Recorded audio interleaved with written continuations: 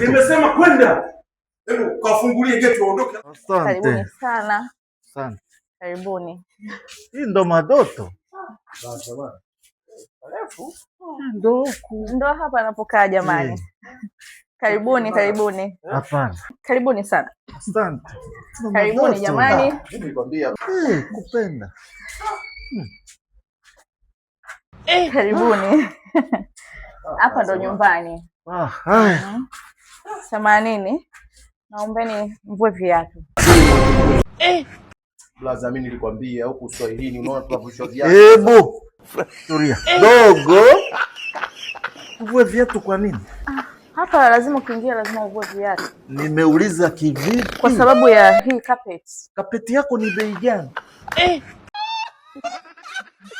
angalia sando ina carpet yako ni bei gani? Pesa ndogo tu. Bei gani?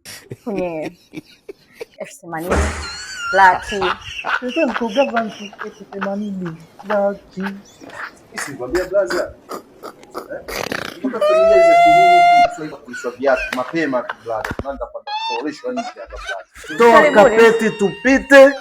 Tukishatoka rudisha kapeti yako. Siwezi kuacha sendo yangu. Kuingia itakuwa ni ngumu. Mimi ningeomba mvue tu viatu.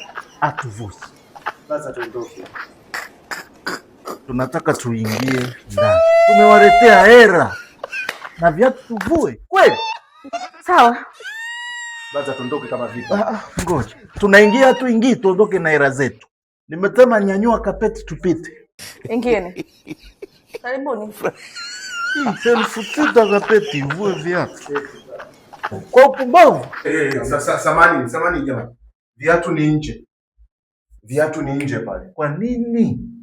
Boss. Viatu kule. Wewe unawachaje tu wanaingia na viatu? Niwaambia baba. Wewe viatu huko. Kwangu sheria zangu zinafuatwa za kwangu.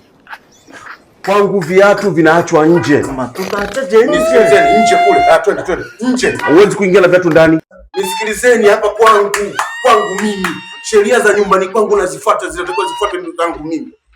Hakuna mwingine mwenye sheria yake kwangu mimi. Ndio nataka kuja kumuoa mwanangu kwa staili hizi. Mnashindwa kufuata sheria za nyumbani kwangu? Kwenda, nisikilize. Toka, vua viatu kule kama mwezi kwenda. Kama mwezi ondokeni kabisa. Hivi mnataka kuniletea sheria zenu kwangu? Tunaondoka basi. Muondoke na mimi sitaki kuona tena. Nyumba iko Madoto. Iko Madoto ndio. Wewe kwako iko wapi? Baba. Wapumbavu hawa. Wanakuja kuleta sheria zao kwangu. Unalinga na kibanda kiko Madoto. Nimesema kwenda. Hebu kafungulie geti uondoke haraka sana. Sitaki kusikia tena uchumba wala nini hapa. Geti mabati.